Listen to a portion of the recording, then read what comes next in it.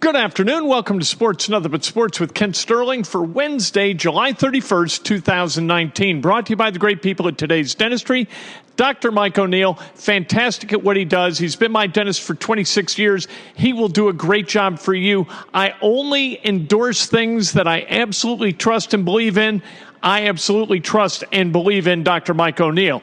The trade deadline for Major League Baseball is about an hour away. And the Cubs, they made a move. They traded Martin Maldonado to the Houston Astros, and in return they get a guy named Tony Kemp, who's a utility infielder, and so there you go. That is the move as of right now. Maybe there will be more. They did a deal with the Toronto Blue Jays for a reliever last night. That's not going to put him over the top. Neither will Kemp put him over the top, but does it make him a little bit better? We'll see whether it does or not. The Cubs, they lost last night 2-1 in St. Louis. They've got another game tonight at 8 o'clock. Kyle Hendricks on the bump for the Chicago Cubs. The Colts camp. You know what? They were sloppy again today. We got a chance to talk to Matt Eberflus, the defensive coordinator of the Colts. And you know what? It's kind of like theater, right? When you put a play together and you put a play up, you're rehearsing and rehearsing. And if you're directing, you think, my God, this thing is never going to work. What are we doing? What do we need to do to get this thing to gel? And then all of a sudden, almost as if by magic, it happens. It has not happened yet for these Indianapolis Colts. It's going to. Andrew Luck, as you're well aware, was down again today. He'll be down tomorrow. They're trying to get that balky calf to kind of heal itself and at least be ready for the regular season opener against the Chargers in Los Angeles. Again, we had a chance to talk to Matt Eberflus. We asked him about rookie linebacker E.J. Speed. You know, what we saw in college was athletic speed player that likes to hit, and that's exactly what we're getting. Coming from a small school, scouting department did a great job of looking at the measurables, and those things are certainly high with him.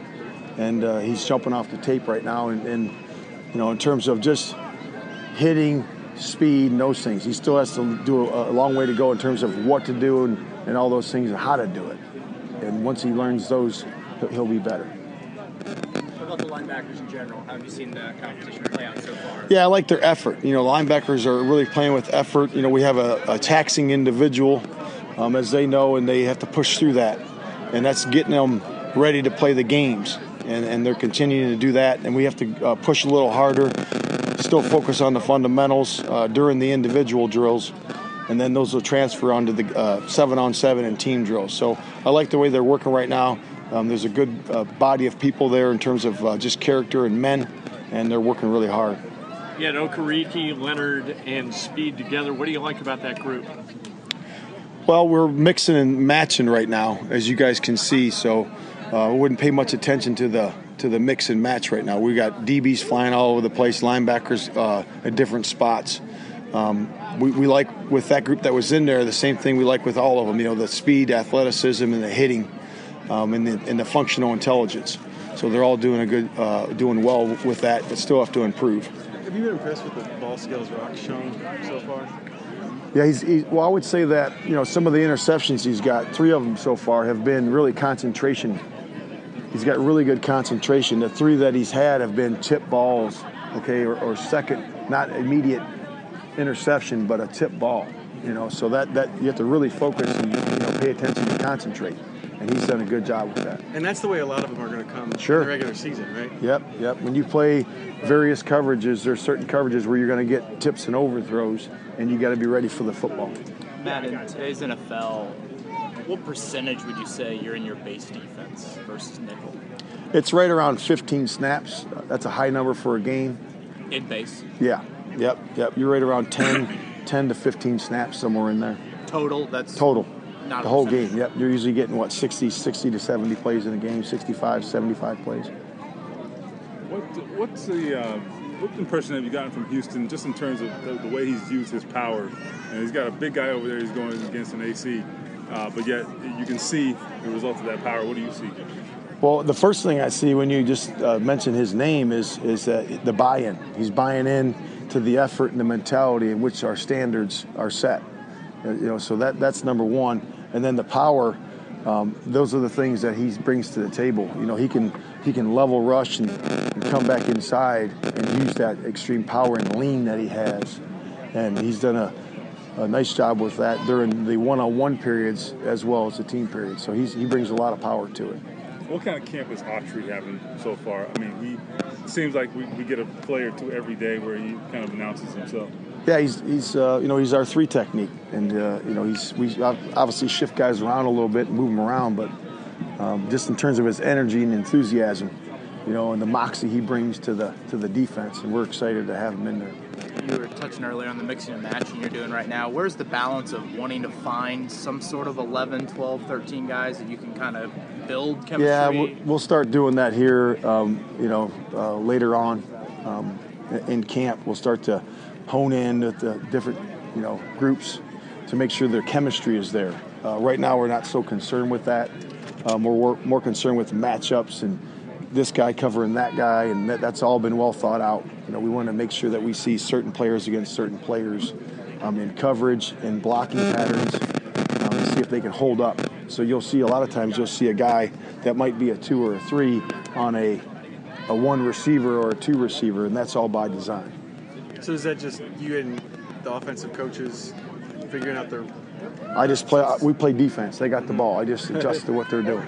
That's Matt Eberflus talking about his defense, including linebacker E.J. Speed. We spoke to the rookie linebacker today.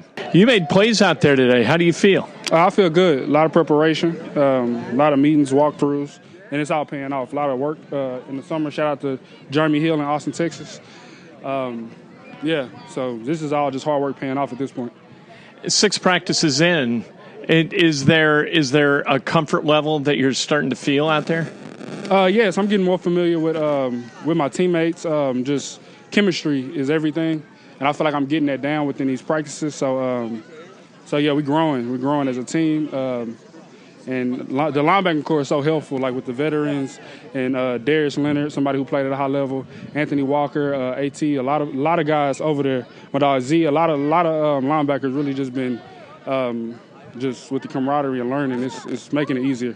So those guys kind of taking you under their wing and showing you the ropes? Yes. And plus with Coach Flus, who's been around for a while, Coach Berganzi, it's almost to a point where, like, if you work hard in this and, like, really gel and buy into the system, you're going to succeed, and that's all it is. Perfect. Thanks, EJ. Thank you. That's Colts rookie linebacker E.J. Speed. At the linebacker position, the Colts, they've got a lot of options, and they got a lot of bodies to evaluate.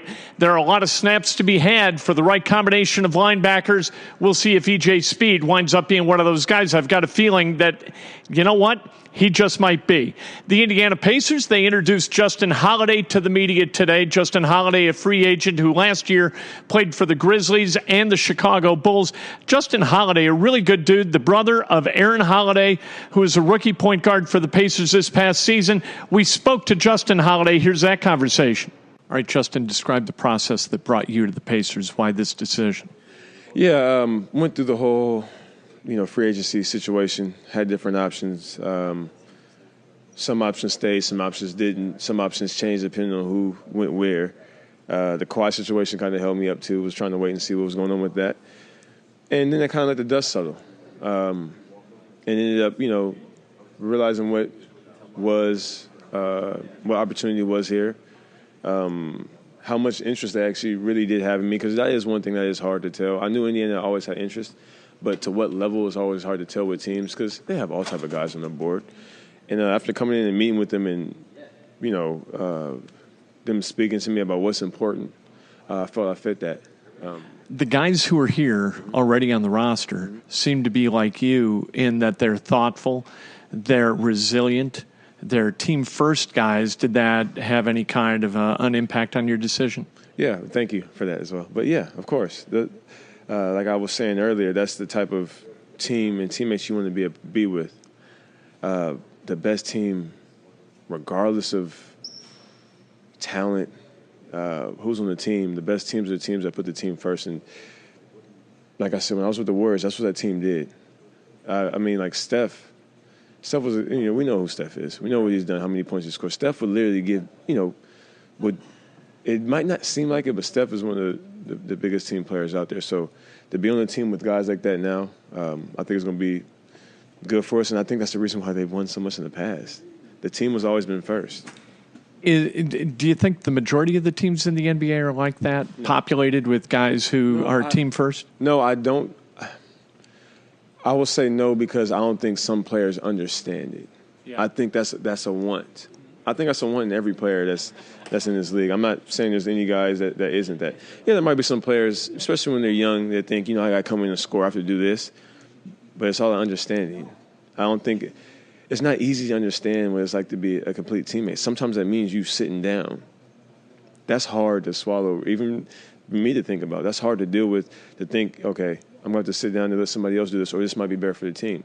But when you can get to that point and understand that, perfect example, David Lee, when I was with the Warriors, that man was an all-star. He was the man. And that year, he ended up having to be set down on the bench. Minutes were here and there. He wins the championship. You've played with a lot of different teams, so your experience with the Warriors was unique. What is the thing? Is it that thing that makes it different? I think the players there, Kerr did a good job as well. One thing I liked about Coach Kerr, and he helped me a lot with, was how much confidence he gets out of his players. Like, Steph was doing crazy things before that. But when Kerr got there, that was the year when Steph really started shooting from, like, really consistently. Not saying that Kerr changed him to that player, because Steph always had that. But to have the confidence to do that is not, how many of us are out here doing that? Yeah, Steph, Trey, right, James. Like, there's a certain confidence that you can have to do that. And to be able to get confidence out of a guy that you think is already there, and to be able to get a certain confidence, to me, it was easy for me to play after a while because of the confidence that he took out of me. But at the same time, though, I think that team was so good because of the age of those players, the experience of those players, and how much respect they had for the person that was in charge. Is it important to have a coach like with Kerr and with Nate here? These guys played at the NBA. They had long careers. Does that help you build trust quicker? Maybe for some players, but the way I was raised is the person that's in charge is the person that's in charge. Whatever they ask you to do, you go out there and do it as hard as you can. If it works out, then cool. That's what their job is. My job is to come do what you ask me. That's how I see it. I don't care who it is. That's my coach. The good thing is about us being grown, and if there's something that we think should have different, you can maybe talk to them respectfully. But at the end of the day, like, what you ask me to do, what the plan is I'm going to do it. Whatever that plan is on the court, I'll do it, and that's just how I am. The plan for you as a player has gone through a whole bunch of different kind of things. You've had to matriculate through a lot of adversity. How does that inform who you are as a man and as a player? Yeah, it's helped me a lot to be sitting here in front of you right now. I feel like I have a certain confidence in myself because of all those things. Confidence is formed from messing up, but it's how you get on the other side of that messing up. And I'm a very, very confident person. I'm a very, very confident player. And because of experiences now, I will get through anything negative that happens in this league quicker than I did before, because I've done it before. Or because I know how it is to get through certain situations. So my experiences, again, have helped me so much to be in this position I'm in right now. And hopefully it continue to grow and things just, happen a lot easier for me from here on out. It seems like you're a guy who's not going to overreact to either the highs or the lows, that you're comfortable in your own skin, and you understand that the path is going to have valleys and the path is going to have hills. 100%. That's probably one thing I'm really, really thankful for in getting to.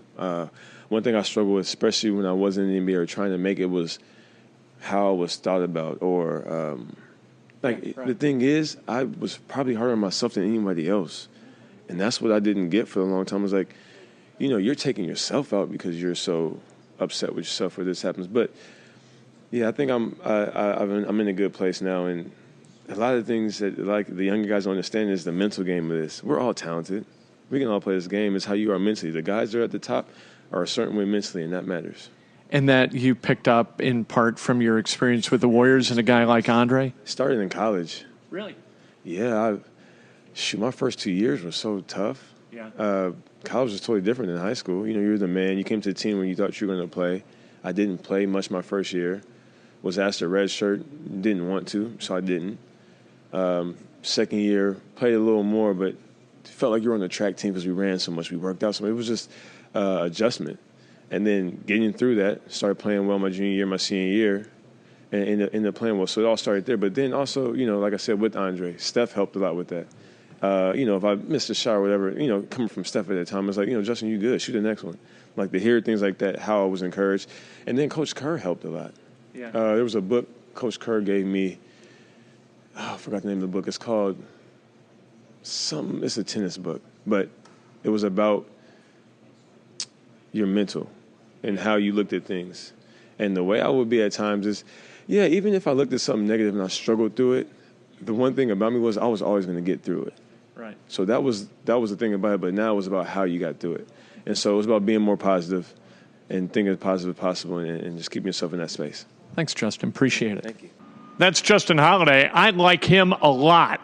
You know what? If I were a media guy in this town, media management, I would do a deal with the Pacers or with Justin Holiday to have him on once a week. What a thoughtful and good dude this is at the age of 30, the oldest of the Indiana Pacers by 2 years. He's going to be a leader on the team, a leader in the locker room. I like him a lot. He told me after the interview, I said, hey, thanks very much, Justin. I really appreciate it. And he said, hey, I hope I'll be talking to you again. I've never had a guy do that ever. In all these years of talking to guys, interviewing guys, I've never had an athlete say, I hope we talk again. Never happened.